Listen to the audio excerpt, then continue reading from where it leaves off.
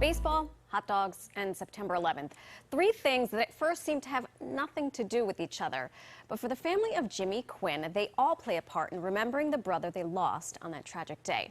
With a game that serves as an annual memorial and a business that lives as a lasting legacy in honor of the Mets' #1 fan. These are the Quinn boys, Michael, Jimmy, and Joe. Brothers from Brooklyn that love their family, their city, and their baseball. It goes back to our grandmother, who was an Irish immigrant when she moved to Brooklyn in 1927, subscribed to the Brooklyn Dodgers. She was a season ticket holder, and that was her big part of her life. It made her American. Meet the Mets, meet the Mets. My grandmother ingrained that in my mother. And then, unfortunately, that tragic day when the Dodgers left, who replaced the Dodgers in the National League? Our Mets. And so it was that the brothers spent their days at Shea, doing everything they could to get closer to their hometown heroes. The biggest fan of them all, the middle brother, Jimmy Quinn.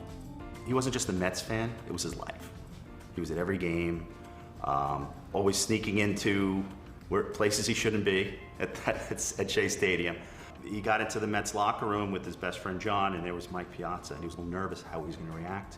And he was just a doll, friendly. They took a picture together. We still have that picture of Jimmy with Mike Piazza. He absolutely adored Mike Piazza. I think the greatest story was, it was in 2000 during the division series. Hits into deep left center. And Benny Acciavani hits the home run. And, obviously we're happy, but we turn around and Jimmy is just full of tears in his eyes. And just hugging us. But that kind of personality that, he was emotional, he would hug you. That was the beauty of Jimmy Quinn. Jimmy worked at Cantor Fitzgerald in the North Tower of the World Trade Center on 9/11. While nothing would ever bring this beautiful soul back to his friends and family, his memory would live on forever through baseball. Every year since the summer of 2002, more than 100 family and friends gather for the annual Jimmy Quinn Mets game in honor of the team's #1 fan. We never found the remains of our brother, and at the time there wasn't even a memorial. So going to that game was the first time we kind of, around friends and family and Mets fans, really felt like kind of my brother's presence. So it was just a great way to remember him and the wonderful spirit that he was, and the true, faithful Mets fan that he was.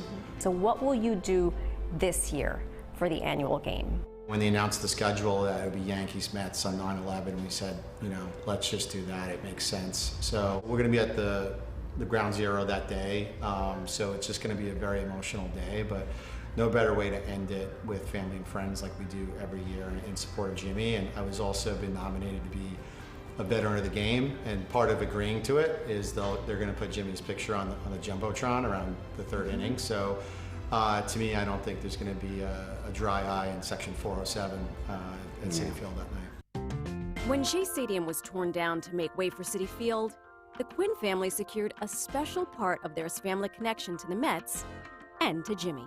What do we have here? A little bit of history? These are the seats from Shea Stadium. I mean, this means a lot to us because our mother purchased these seats. We had to have this to remind us of Shea Stadium and, of course, of Jimmy, who spent many times in these seats in many games.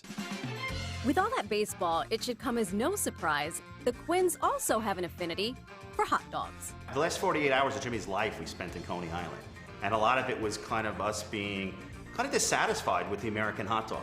That dissatisfaction gave way to the rebirth of Feltman's, the original Coney Island hot dog created in 1867 by German immigrant Charles Feltman. The company went under in 1954, but not before the Quinns' grandfather secured the recipe. Michael took that recipe and sold the hot dogs out of a storefront window on St. Mark's Place in 2015. Today, you can get a Feltman's Frank at the grocery store or online. Reviving Feltman's was a dream all three Quinn brothers shared since they were kids. As kids growing up in Brooklyn, we wanted to bring this name back. We wanted to bring a part of history back. We wanted to start a business, basically. And Jimmy had the business sense. So obviously, after Jimmy died and Joe did 12 years in Iraq and Afghanistan, about 2015, we thought, well, this is the time to do it. It's like now or never. So how much of Jimmy's memory is in Feltman's? All of it. All of it. It's Mike and I always say that a lot of the what we call big hot dog, they have more money, resources, and people than us, but what they don't have is Jimmy. As long as we're doing it in honor of our brother, that's what keeps us going. And Jimmy Quinn's memory lives on in Citi Field year-round. The Quinn family got a commemorative brick paver in honor of Jimmy. There it is there. By the way, those things are really heavy.